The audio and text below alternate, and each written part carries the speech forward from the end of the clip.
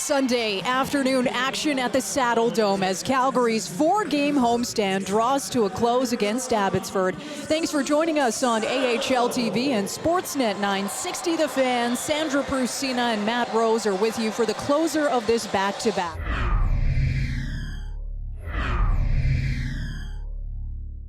And off that draw, shot from the point, and it beats Dustin Wolf. So the visitors with an early 1-0 lead. A nice set play. Chad Nychuk getting into his second game of the season. Colson takes it wide, protects it backhand, parks the brakes in the corner, banks it back to the point for Wu. He gets a shot off, and a seeing shot from the point. A former Calgary hitman makes it a 2-0 game. It's quite the shift for Vasily Podkolzin. Thought he was maybe a little off his game yesterday. Here, he takes a big hit from a couple of Wranglers at once, down in the far corner in his own end, but helps get the puck out of his zone. Later on, wins a battle in the corner, off the wall, back to Jet Wu, quick shot, and once again, just like the first goal for the Canucks, through traffic. I don't think it hits anybody. It's a low shot, quick shot. It might have even bounced off the ice once before getting to Wolf. Colson back to the point for Jet Wu, sends it over to the left, down low, and over the shoulder at Ratu on the power play, and it's a 3-0 game for Abbotsford. 5th goal of the season for Ratu, and this is what you're looking for if you're the Canucks and trying to get this power play goal. And mentioned earlier, only 7 power play goals on the season, and going into the game, only 2 of those power play goals were on the roster. You'd lost a couple to Neil Zan and Cole McWard, who had been called up, Christian Wolanin and Arshdeep Bains. Those 4 players combined for 5. So you need some of these younger guys, the Ratus, the Podkolzins, the Carlsons, to create a little bit of that offense in there. Ratu did just an excellent little move in tight. Abbotsford with a chance to clear. They can't get it past the half wall. Chase Waters looking to make the simple play. Pettersson is there. Shorthanded chance now for Mark Gatcomb. Going on to Dustin Wolf. One-on-one. Undresses him. It is 4-0 for the visitors. And Abbotsford now up to 6 shorthanded goals on the season. Yeah, Pettersson with an ill-advised pass. No look over his shoulder, trying to go to the point.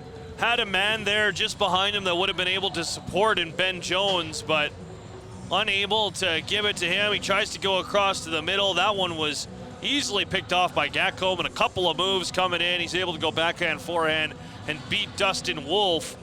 Kuznetsov looking for Gallant. He's interfered with. No call on the play. Numbers coming the other way for Abbotsford. Nielsen. Back to Nielsen. And they score. 5-0 for Abbotsford in the second period. It's a tough pass to Gallant there as he was kind of handcuffed, falling backwards as he was tied up with Nielsen. Fell over, and as a result, unable to get that puck back to Brady Lyle, and Jan Kuznetsov on the blue line created the quick break for the Canucks, and that's a really nice pass. Lyle might have deflected that one into his own net, but another nice feed there from the Canucks off the rush. Over to the wing, dropping it over to Carlson, gets a shot off. Oscar Dance with a couple of saves as he just stands his ground. And no, he doesn't. On his second attempt, that squirts through. And now it's a 6-0 game. Another power play goal for Abbotsford.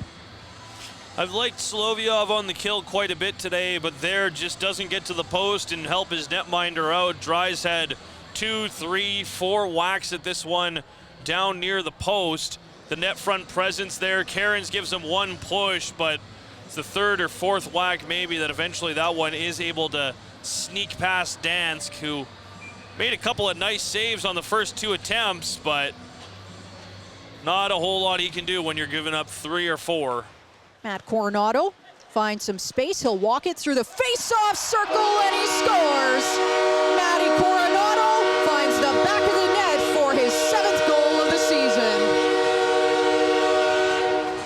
Now 7 goals and 14 points on the year. He gets a 4-on-4 tally here. That's one where it's not the laser beam shot that we're used to seeing from Coronato. I really like the stop and start there that he pulls on Schmiemann to give himself a little bit of space on the right side. We talked about him on the power play, how he likes to be on the right side because it gives him some space.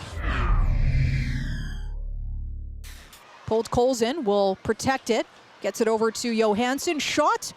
And it's in. Tips somehow. I think Jordan Osterley might have had that go in off of his skate. And Abbotsford now increasing its lead in the third period. Philip Johansson, the Swedish defenseman, going to get credit for, I believe, his first goal of this AHL campaign. Coming over from Sweden last year at the end of last season. A star in the Champions League last season. Looking to free the puck to Solovyov or Coronato. Jones feathers it down for Klapka and top shelf. Adam Klapka finds the back of the net for his team-leading 8th goal of the season. The big man made a great move to get to the inside of the ice on the entry into the Canucks zone. He used that long reach of his to go all the way from his right, all the way to his left, and created the entry. Then a really good battle by him along the boards. Ben Jones feeds him the puck in the slot. He's able to go unimpeded against the netminder. And with a reach like that, when he's able to go from between his feet to his outstretched blade. And that'll do it. Certainly an afternoon to forget. The Wranglers fall 7-2 to the Abbotsford Canucks at the Saddledome and lose the closer of a back-to-back for the first time this season. Calgary's record dropping to 13-4-1.